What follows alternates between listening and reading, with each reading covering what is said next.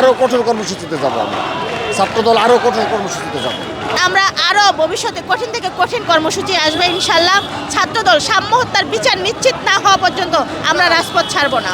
আমি বলবো যে এটা আমাদের দাবি, এটা পূরণ করতেই হবে। শুধু আশা নিয়ে বসে থাকতে আর আমরা চাচ্ছি না। কেন আসলে আপনাদের দাবিগুলো এখনো পর্যন্ত মানে কেন আসলে এখনো বৃষ্টিভাবে রাস্তায় বসে থাকতে হচ্ছে? এটা হলো এখনকার যারা দায়িত্বে আছে তাদের গাফিলতি এবং তাদের ব্যর্থতা, এবং তাদের এটাকে মেনে নিতে হবে, এবং যদি তারা না পারেন তাহলে তাদের জায়গাটা ছেড়ে দিক। আমরা আমাদের দেশটাকে যেভাবে চালিয়ে নিতে চাচ্ছিলাম, আমরা জুলাই অভ্যুত্থান করে আসছি, আমরা ৭১ পার করে আসছি, আমরা বীরের জাতি, আমরা জানি যে আমরা এটা চেঞ্জ করতে পারবো, এবং আমরা যতদিন না চেঞ্জ করতে পারছি আমরা আমাদের লড়াইটা চালিয়ে যাব। ঠাম্মের হত্যাকাণ্ডের সাথে যারা জড়িত তাদেরকে অবশ্যই দ্রুততম সময়ে বিচারের আওতায় নিয়ে আসতে হবে, গ্রেপ্তার করতে হবে।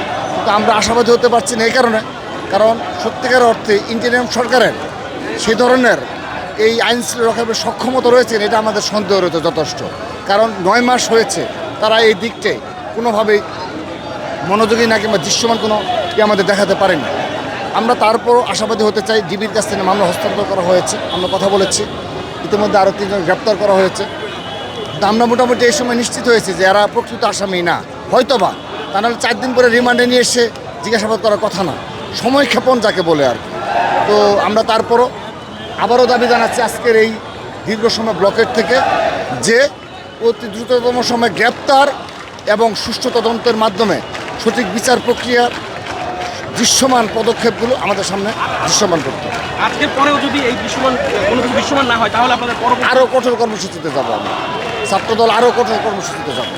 আমরা আসলে খুবই উদ্বিগ্ন প্রকাশ করছি। সাম্য হত্যার বিচার যে ধীর গতিতে হচ্ছে এবং প্রশাসনিক কর্মকর্তাদের যে সমস্ত গাফিলতি দেখতে পাচ্ছি, আমরা আসলে উদ্বিগ্ন এই বিচার আদৌ হবে কিনা বাংলার মাটিতে। কারণ ইন্টারিম গভর্নমেন্ট প্রশাসন যে নীরব ভূমিকা পালন করতেছে এটা আসলে খুবই দুঃখজনক। আমরা সাম্য হত্যার প্রতিবাদে আজকে ৯ দিন যাবৎ লাগাতার কর্মসূচি পালন করতেছি। এখন আমরা আরও ভবিষ্যতে কঠিন থেকে কঠিন কর্মসূচি আসবে ইনশাল্লাহ। ছাত্রদল সাম্য হত্যার বিচার নিশ্চিত না হওয়া পর্যন্ত আমরা রাজপথ ছাড়ব না। আমরা দাবি আদায় করে ছাড়বো। আমরা বাংলাদেশের প্রতিটা ক্যাম্পাস নিরাপদ করে ছাড়বো। কোনো ক্যাম্পাসে যদি অন্য এই ধরনের ঘটনা ঘটে, হত্যাকাণ্ড ঘটে, আমরা এর তীব্র প্রতিবাদ এবং নিন্দা জানাই। আপনারা জানিয়েছেন যে জুলাই গণঅভ্যুত্থানের পরে ঢাকা বিশ্ববিদ্যালয়ের মতো সর্বোচ্চ বিদ্যাপীঠে 2টি হত্যাকাণ্ডের ঘটনা ঘটেছে। এভাবে তো একটি অনিরাপদ ক্যাম্পাসে আমরা বিনা প্রতিবাদে ছেড়ে দিতে পারি না, কোনোভাবেই ছেড়ে দিতে পারি না। তাই আমরা বৃষ্টি উপেক্ষা করে রাজপথে নেমে এসেছি।